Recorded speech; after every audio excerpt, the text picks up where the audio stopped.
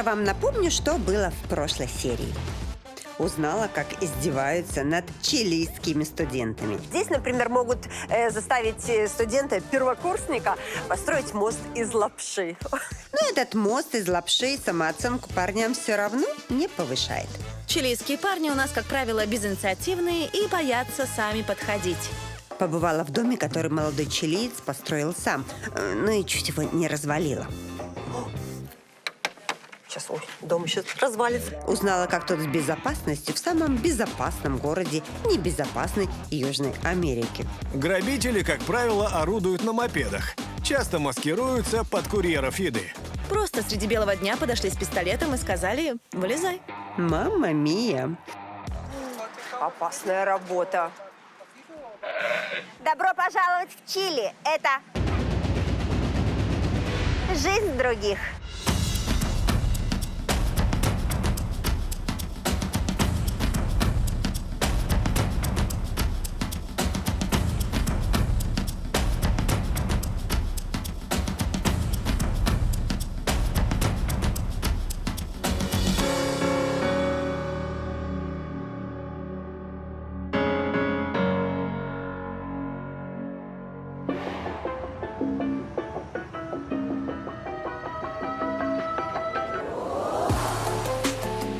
Для начала я напомню нашим постоянным зрителям, что такое Чили, а новым зрителям расскажу.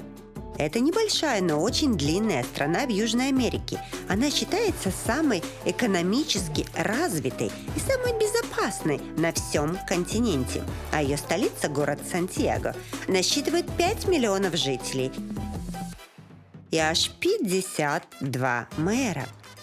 И, кстати, я вполне могла бы быть одной из советников одного из мэров, как Розария. А почему бы и нет? Я отлично умею раздавать советы. А еще я могла бы быть женой таксиста Сантьяго. Да-да, Сантьяго из Сантьяго. Звучит красиво. Правда, мужа своего я бы видела редко, ведь он был бы постоянно в работе. А как иначе? Надо ведь семью обеспечивать. Кстати, раз уж я вспомнила о автомобилистах, то сразу хочу рассказать, что на чилийских машинах самая необычная система Parktronic в мире. Говорят, в Чили машину паркуют на звук. Знаешь, как слышишь стук, все, припарковался, остановился. Я, конечно, смотрю, у них у всех номера вот такие. В Сантьяго, как и в любом большом городе, места для парковки на всех не хватает. Поэтому, если есть возможность аккуратно растолкать соседние автомобили и втиснуть на пустое место свою машину, то мы таки делаем. Никого у нас это не напрягает. Но зачем нервничать? Бампер – это же просто кусок пластика. Подобную систему такой компактной, да что там, практически интимной парковки я заметила и на паркинге возле местной школы, в которую пришла. Сам паркинг, кстати, бесплатный, однако так в школе не совсем.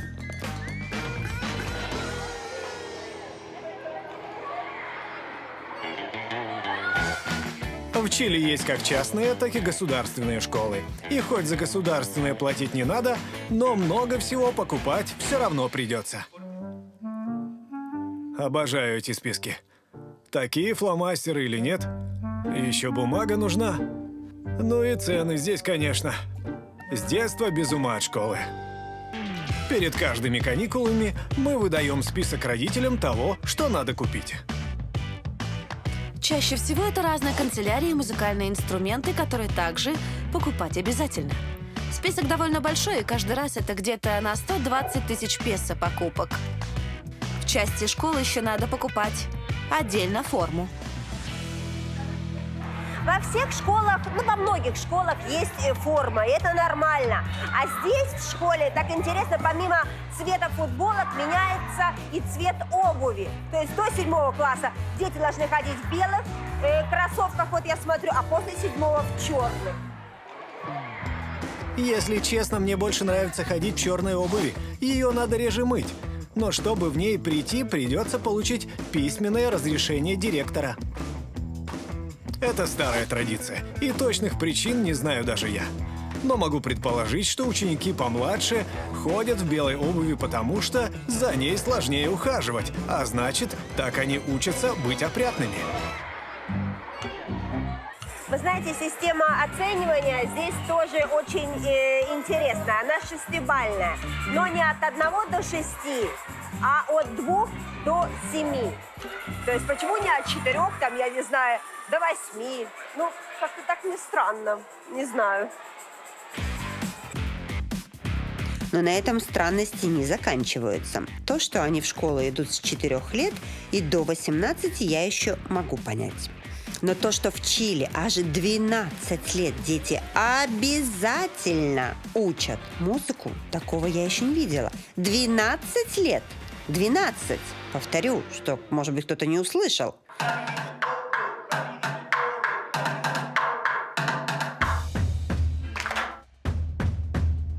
Но если честно, заглянув на урок, я бы и сама научилась играть на всех инструментах мира.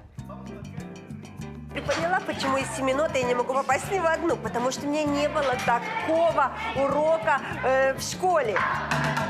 Понимаешь, это обыкновенная школа. Тут просто, видишь, учат то, чему папа меня пытался научить с детства. Но это папа, знаешь, был бы учитель, и все бы вместе, я бы, зажгла. Знаешь, именно и доли, и шмоли, блин, что бы я только не делала. Ой, все упущено. У каждого школьника есть свой музыкальный инструмент, который он же себе и выбирает. Кроме того, после школы многие хотят стать музыкантами. Я очень люблю музыку, а инструментов у меня аж 3. Дома фортепиано, мне его подарил Санта. Да, а в школу хожу с ксилофоном и барабанами. Их уже купили родители. Школа, в которую я пришла, получастная. Наполовину финансируется государством, а наполовину частными фондами. Но для родителей она бесплатная. Полностью же частная будет для родителей платная. Частная школа будет стоить где-то от 250 до 300 с лишним тысяч песо в месяц. Плюс обязательный одноразовый взнос при поступлении около 2 миллионов песо. Но даже если у тебя есть деньги, но нет связей, то в хорошую школу ребенок не попадет. Да, у нас очень много разрешается по знакомству. Если знаешь нужных людей, то и ребенка в нужную школу возьмут, и сам на желаемую работу устроишься. А иначе никак. К чужакам у нас мало доверия. Все из-за того, что в стране есть проблемы с безопасностью. О самых красивых местах, вкусных ресторанах, инсталлокациях и главных достопримечательностях Чили я узнала благодаря Aviasales. Вот даже сейчас я приехала на холм Санта-Лючия, который нашла в приложении. Весь контент в приложении Aviasales собран местными жителями, которые делятся секретными местами и полезной информацией о стране. Кстати, именно поэтому вы не увидите детей и даже подростков самих в городском транспорте. В школу они приходят и уходят исключительно с родителями. Тем не менее, самым популярным транспортом для Сантьяго все же остается транспорт общественный. Из городского транспорта у нас только автобусы и метро. Именно метро – самый популярный вид транспорта. В день мы перевозим около 2 миллионов пассажиров, что фактически половина населения всего города.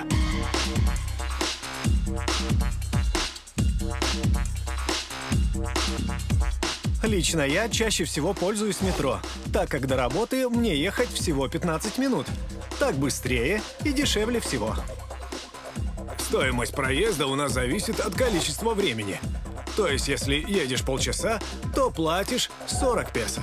Если едешь час, то 80 и так далее. Самый дорогой билет на весь день – это 800 песо. Но метро стоит того, ведь это самый быстрый и самый безопасный транспорт. Все, кто ездит в метро, понимают, что там может немножечко трясти. В Сантьяго люди понимают, что в метро порой, не дай бог, может так трясти, что хорошо бы просто удержаться на ногах. Как я уже рассказывала, Чили – это страна землетрясений. Трясет здесь чуть ли не каждую неделю. И местные уже настолько к этому привыкли, что реагируют только когда толчки становятся по-настоящему серьезными. Во время сильного землетрясения под землей находиться безопаснее, чем над землей. Тем более у нас метро построено с расчетом на подобные катаклизмы. В 2010 году оно выдержало землетрясение 8,8 балла. Короче говоря, если вас, не дай бог, застало землетрясение в Чили, то срочно паркуйте машину и спускайтесь в метро.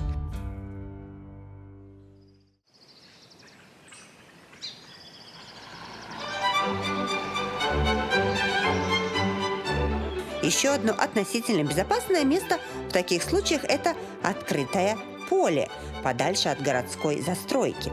Кстати, именно в таком месте многие чилийцы проводят свои будни. Но нет, они не прячутся от землетрясения, они там работают. Чили – страна аграрная. Продукты сельского хозяйства – это один из основных экспортных товаров. Например, если вы купили авокадо в любой стране южного полушария, то, скорее всего, оно было выращено в Чили. А больше всего Чили продает за границу как раз авокадо, чернику и виноград. Я нахожусь на виноградном поле, 40 гектар, и тут работает где-то 50 человек. Может прийти работник от 18 лет, кто угодно, главное, чтобы у него были документы. И зарплата у него будет зависеть от того, сколько коробок винограда в день он собрал. Говорят, что даже могут получать до 1 миллиона песо. Представляете? Виноград пыльненький. Сладкий. Не знаю, как вам, а мне такая работа кажется, очень непростой. Вы скажете, если кажется, креститься надо. А я отвечу, что если кажется, то надо уточнить у местных. Вон, вижу, женщина работает, наверное, Мария. Я так иду и говорю, думаю, наверное, это Мария. Она говорит, да, меня зовут Мария. ¿Cómo estás? Muy bien, gracias a Dios. Конечно. Feliz. Со скольки ты работаешь тут уже? Рабочий день у нас стандартный с 8 утра до 5 вечера. С этим у нас строго. По закону все работники на плантациях и полях не должны перерабатывать. Также у нас всегда должна быть питьевая вода, для них должна быть организована защита от солнца, место для отдыха и туалет. А также компания им оплачивает медицинскую страховку и пенсионный фонд. Можно я попробую отрезать виноград? Да, пожалуйста, здесь надо отрезать все гнилые. Вот эту, да? Давай, да. Корта. Пальцы, боже. Да, режь, не жалею, у тебя их целых 10. Ты мне скажи, ты вообще любишь виноград есть? Обожаю, мне вообще иногда кажется, что я прихожу сюда не столько работать, сколько есть. Конечно, витамины, знаешь, каждый день, да. Сколько ты коробок сегодня собрала уже? Ой, не спрашивай. Я никогда никуда не спешу. Приду, пока кофе выпью, пока винограда поем, а потом уже работаю. В общем, сегодня я только начала. На, все, не буду отвлекать, ты и так медленно. Всё. Я пока просто поем. Грация. Но если работник плантации более активный, чем Мария, то зарабатывать можно очень неплохо. Опять же, все зависит от того, сколько ты собрал. Вон ребята работают, смотрите, они уже тут собрали сколько, 10, 20, 30, 40 коробок, а в день один человек может собрать 100 коробок. Последние 3 месяца у нас здесь студент работал, пока у него каникулы были. Так вот, за эти 3 месяца он заработал себе на машину. Приехал к нам на автобусе, а уехал на своих колесах.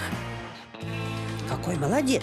Ну, хватит про поля. Вернемся в Сантьяго, потому что мне еще есть что вам рассказать и показать. Все дома, практически все, вот огорожены вот такими заборами, а если еще и с проволокой, представляете, еще и с электричеством, то есть вот такие безопасные районы, в которых все дома стоят за заборами. Конечно, безопасно. Конечно, такие заборы и системы охраны устанавливают не сами жители, а охранные компании, которых в Чили очень много, что неудивительно.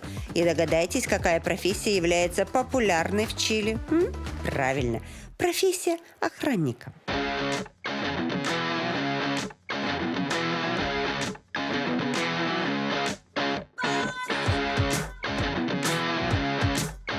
Ну, я как-то так себе охранников и представляла. Но, как говорится, ожидание и реальность.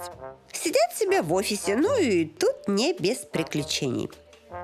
Самое интересное, чтобы зайти в охранную фирму, в офис, нужно пройти тоже определенную проверку. Ты должен подойти свое лицо, показать. Боже, какое страшное лицо. Конечно, ничего, никакую проверку не пройдет. О, и палец, отпечаток пальца. Говорит, иди отсюда, говорит, ты не работаешь. Ну все, и ты уходишь красиво. Охранных компаний в Чили более 2000. Но хоть конкуренция огромная, работа есть у всех. То есть, вы понимаете, охранная фирма – это офисные работники, а всю тяжелую работу за них делает полиция. Вы скажете, но почему в самой безопасной стране в Латинской Америке столько охранных фирм? Для сравнения скажу вам, что в той же Аргентине и Бразилии есть места, где полиция вообще никогда не показывает нос. Так что да, в Чили хоть знаешь, что она приедет. Ну, я пока посмотрю, что на камерах интересного показывают. Вот конкретно сейчас у меня на мониторах завод по производству газировки. А вообще, я отвечаю за 5000 камер. Их я отслеживаю регулярно, переключая у себя на экранах. Ага, то есть ты так сидишь, смотришь, да? Так никого. Если кто-то что-то вдруг заходит, ты сразу видишь и что, сразу полиции звонишь?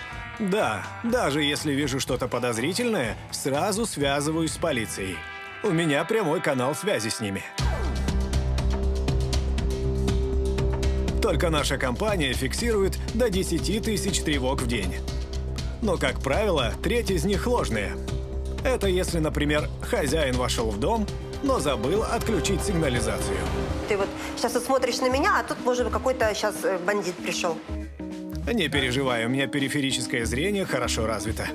Кроме того, есть еще человек, который меня страхует и тоже просматривает эти камеры. Поверь, нам не зря деньги платят. Минимальная стоимость установки охранного оборудования с сигнализацией и камерами – 240 тысяч песо и 40 тысяч в месяц абонплата. Но это цена для небольшой квартиры. То есть ты вот так вот с 8 утра до 6 вечера вот так вот сидишь и наблюдаешь? Да, так и есть. А потом приходит мой сменщик. А вон подозрительный там пошел человек, нет? Ну ладно, я не буду тебя отвлекать, лучше пойду. А сейчас, знаешь, показалось. Но даже несмотря на то, что охранная компания выглядит не хуже, чем космический центр НАСА, вопрос доверия, или точнее его отсутствие, стоит в Чили настолько остро, что далеко не все обращаются даже к частным охранным фирмам. А лично я не доверяю вообще никому. Ни полиции, ни частным охранникам. Существует мнение, что именно они вообще-то и наводят грабителей на дома. Поэтому у нас в доме стоят только свои собственные камеры. И все. Но если мы уже заговорили о местных проблемах, то давайте закроем эту тему еще одной проблемой, и не менее значимой, чем безопасность. Хотя и касается она только столицы страны. Дайте секундочку, только прокашляюсь. Все. Вот, и сейчас расскажу. В Сантьяго очень сильный смог. Дело в том, что город находится географически так, что этому смогу просто некуда уходить, понимаете? Все это вот остается здесь. Как они живут, не понимаю.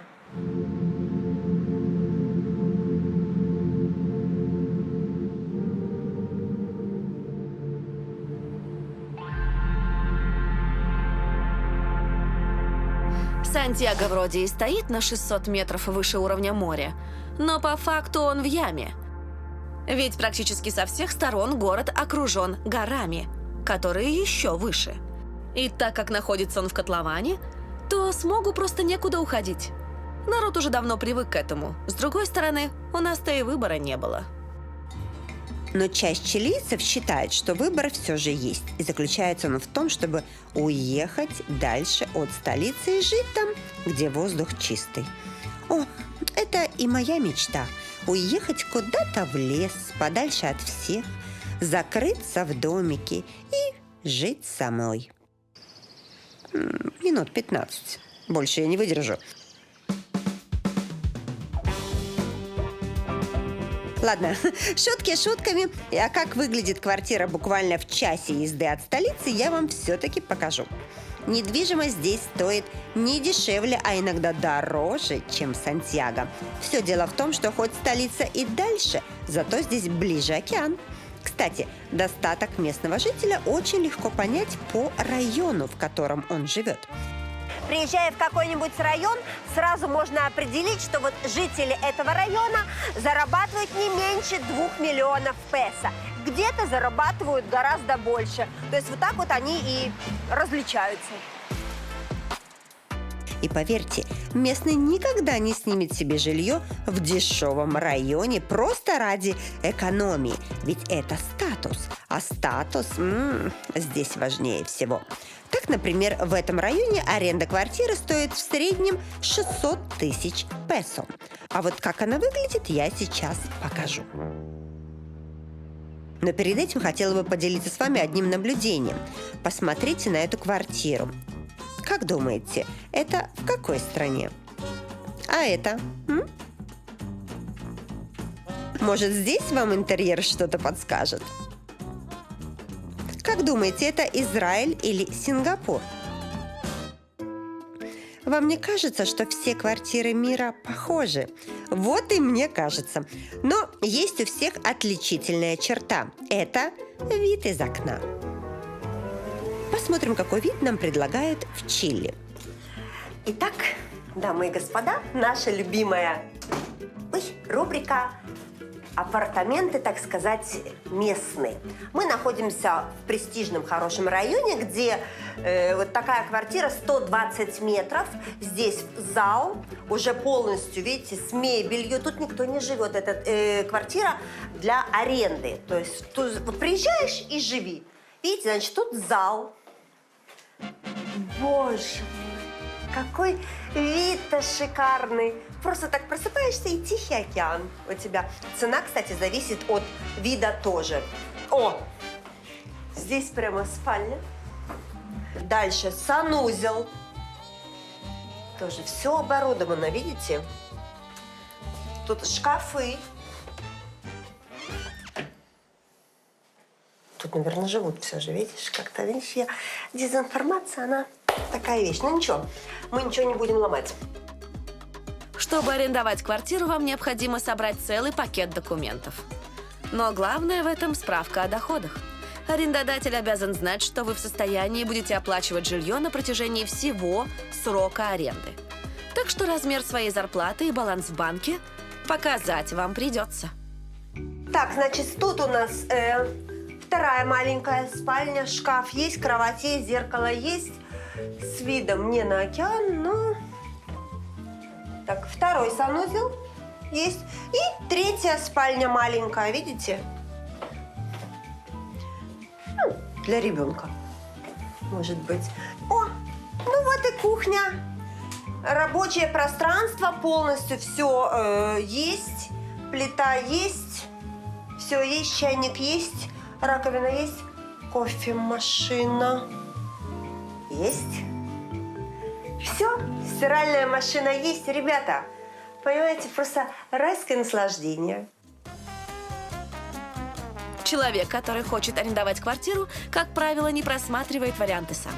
Он просто дает четкие вводные, что он хочет, и свои документы, а все остальное – работа риэлтора.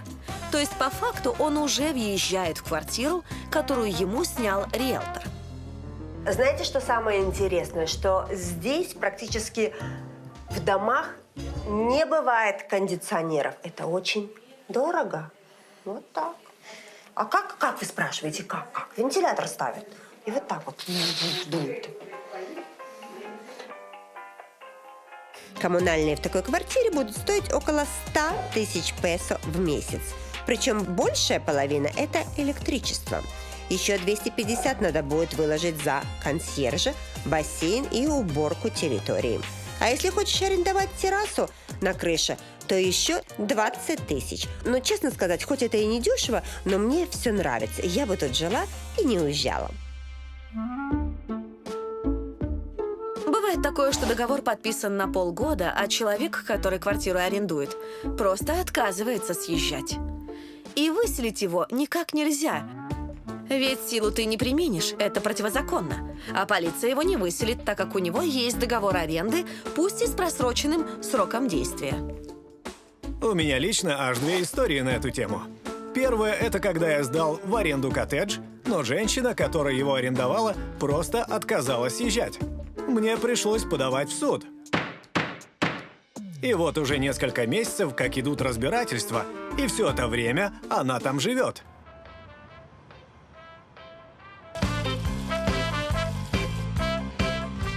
И даже не платит аренду.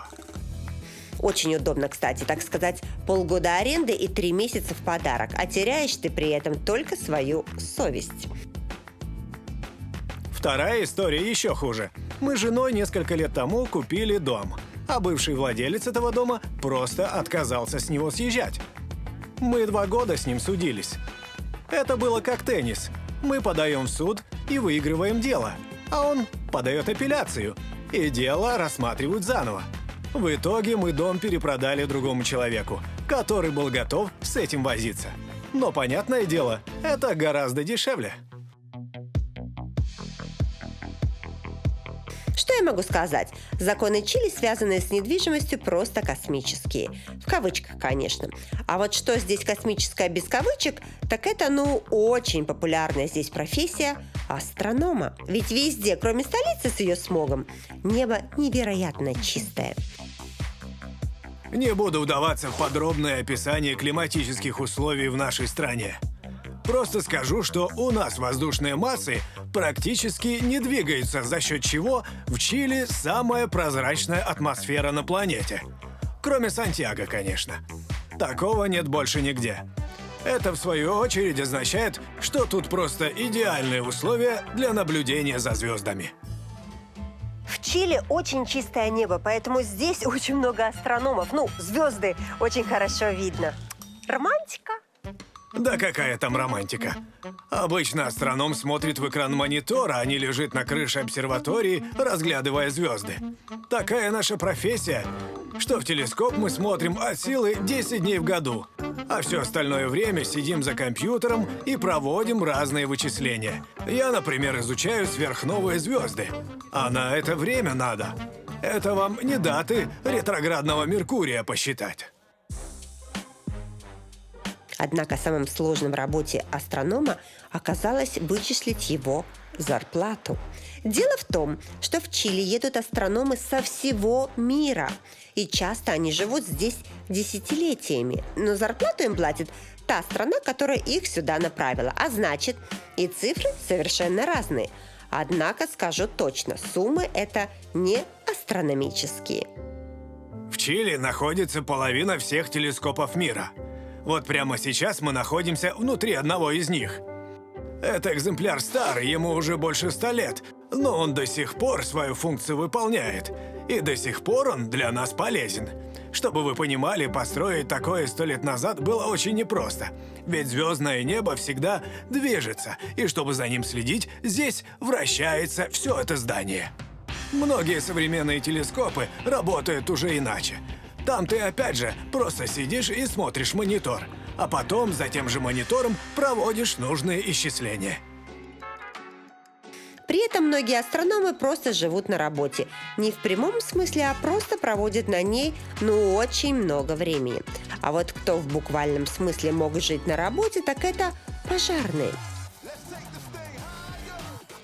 Напомню, что у местных пожарных просто не станция, а 5-звездочный отель с бассейном, бильярдом и барбекю. Однако к ним у меня остались другие вопросы. Люди учатся, работают, выезжают на вызовы и днем, и ночью. И, конечно, логично вы спросите, сколько же они за это получают. И я вам сейчас отвечу. Нисколько. Нисколько. Вот так. То есть ни копейки. Как так, вы спрашиваете? Я сама... Пожарных в Чили не финансируют. Никто нам зарплату не платит, здесь все волонтеры. Из всех, кто работает в пожарной части, зарабатывает только уборщица. А остальным просто хочется здесь служить и хочется помогать. Причем мы не просто получаем зарплату, но и обязаны платить взносы за то, чтобы быть пожарными. Это 9,5 тысяч песо в месяц. Все равно не понимаю, ну а как тогда это все существует? Государство частично покупает оборудование и покрывает коммунальные расходы. Остальные деньги пожарные находят в разных благотворительных организациях или просто просят пожертвования у людей. Пожарных можно часто увидеть у входов в торговые центры или возле метро. Они стоят с коробками для пожертвований и просят сделать взнос. Бывают такие, что торгуют лотерейными билетами, чтобы заработать на финансирование пожарной части. Ну хорошо, но зачем тогда все это им надо? У каждого здесь есть основная работа, где он и зарабатывает, а в остальное время всем просто нравится быть пожарными. Нас ведь все уважают, а мы еще и чувствуем себя супергероями. Кроме того, здесь, в пожарной части, просто интересно. Ну это да, я понимаю, что в пожарной части здесь есть все. И бильярд, и музей, и стол для покера. Но и тренироваться все равно надо. То есть, ага, вот так подняли и потащили, да? Я тоже могу, давай, подожди. Смотри, ой, господи, так, ну, конечно, у меня... Так, не, подожди. Нет, так я даже не шучу, подожди.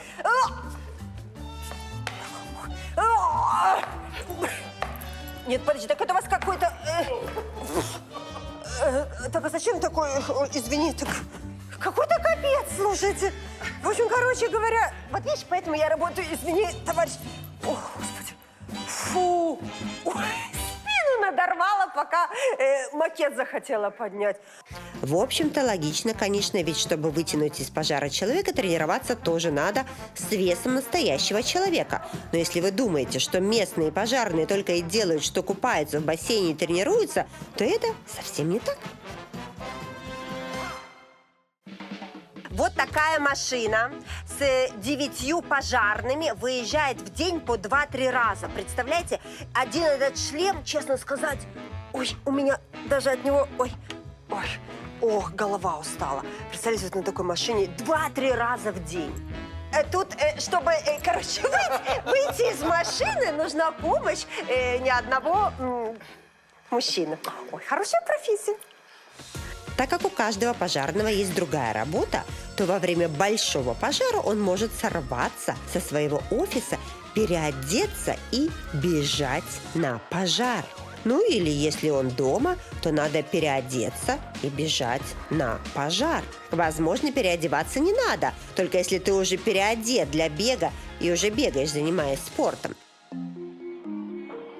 Есть страны, где очень популярный вид спорта футбол, правильно, все знают. Баскетбол, хоккей, в конце концов, шахматы. Есть страны, где очень популярный.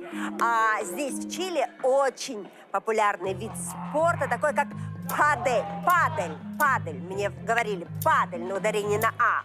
В смысле вы не знаете, что такое падель? Падель – это и в Африке падель. Я тоже не знаю, сейчас узнаем.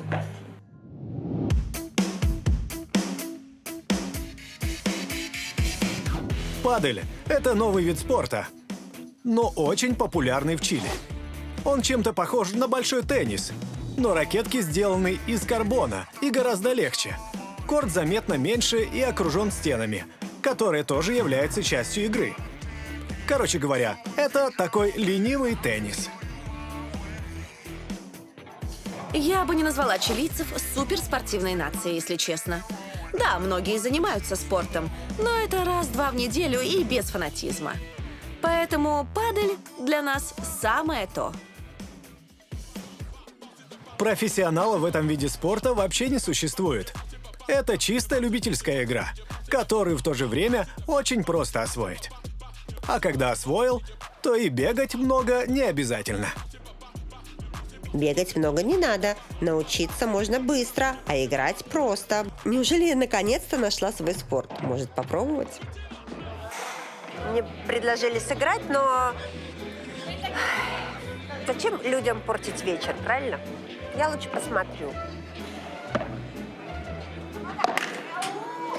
Пойду я пить кофе, ребята. Вот это ваш спорт, не мое это.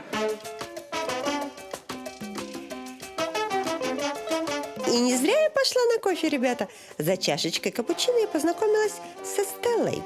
Она оказалась девушкой разговорчивой и интересной. Настолько интересной, что, как выяснилось, эта девушка давно на пенсии. В общем, для продолжения разговора мы переместились в парк.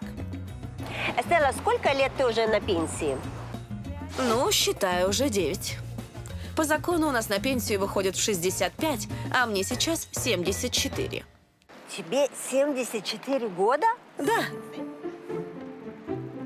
64. Так, расскажи тогда, что вы делаете в Чили, что женщины в 74 года так выглядят? Или ты единственная такая красавица? я бы не сказала, что единственное. Есть те, кто выглядит еще моложе. Меня лично держит в тонусе работа. Когда на пенсию вышла, я где-то 4 года отдохнула, а потом просто закончились деньги, и пришлось снова идти устраиваться на работу. С 65 лет ты на пенсии. И что значит закончились деньги? У тебя нет выплат каких-то пенсионных? Как понять? Выплаты есть, но они очень маленькие, на них не проживешь. У меня была еще накопленная за годы работы отдельная пенсия, но ее убила инфляция, и она закончилась так быстро. Конечно, это несправедливо, но что теперь поделаешь?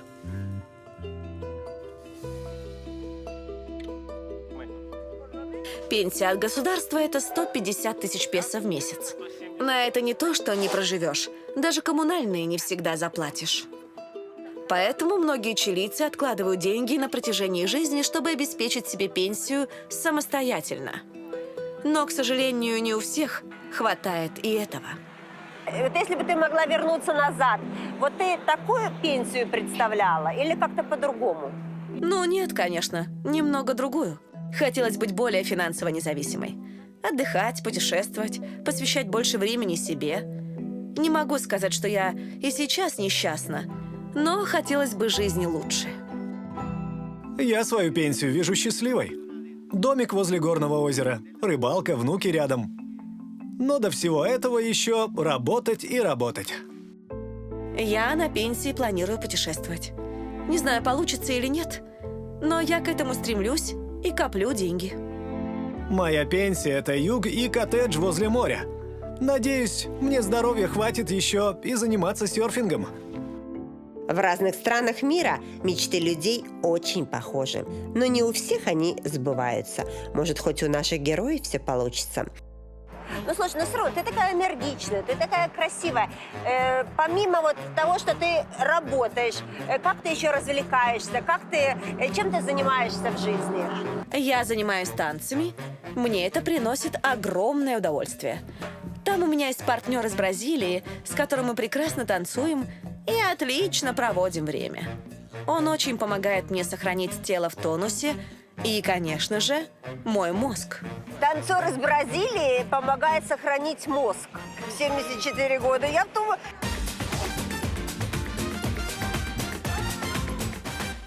Мне бы тоже танцор из Бразилии бы помог. Ой, поверь. А мне бы он вообще помог. Я, знаешь, я такая уже, знаешь, мне еще нет 74, пару лет осталось, но...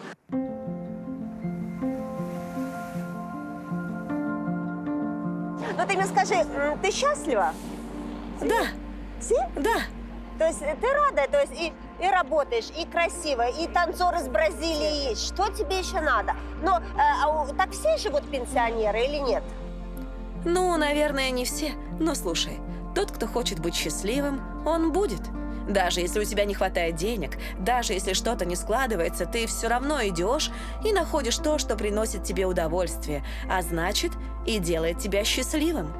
Разве не в этом смысл жизни?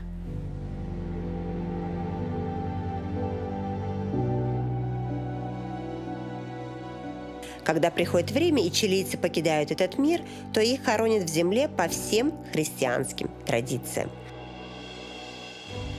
Все чилийцы еще при жизни выбирают, что делать с их телом после смерти. Это либо погребение, либо кремация. И за то, и за другое приходится платить. Но по закону место на кладбище не может стоить дороже, чем 800 тысяч песо. А вот расходы на похороны – это уже кто сколько хочет. Цифра может доходить и до 5 миллионов.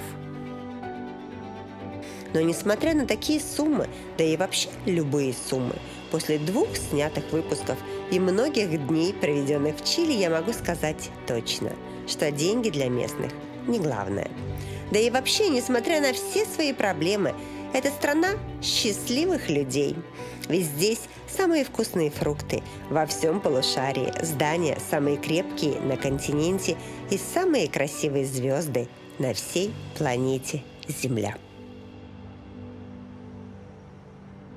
Living the good life.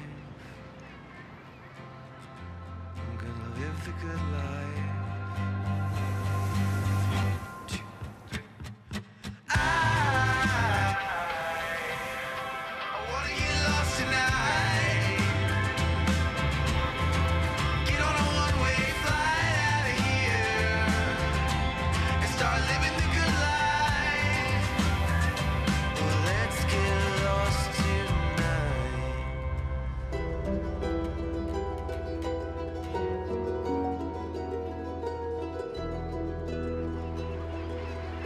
Чили действительно можно назвать страной на краю земли, о которой многие люди не знают вообще ничего. Некоторые думают, что тут до сих пор живут племена индейцев и орудуют картели. Но на самом деле тут одна из самых развитых экономик на континенте.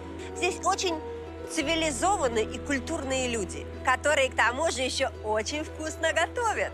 Но все это вы и так уже поняли, посмотрев нашу программу. Однако, поверьте, это лишь самая малость. Ведь Чили – одна из самых длинных стран в мире. Здесь целых 3 климатических пояса. Мало кто знает, что остров Пасхи принадлежит Чили. А еще наша страна ближе всех к Антарктиде. У нас есть уникальные сорта винограда.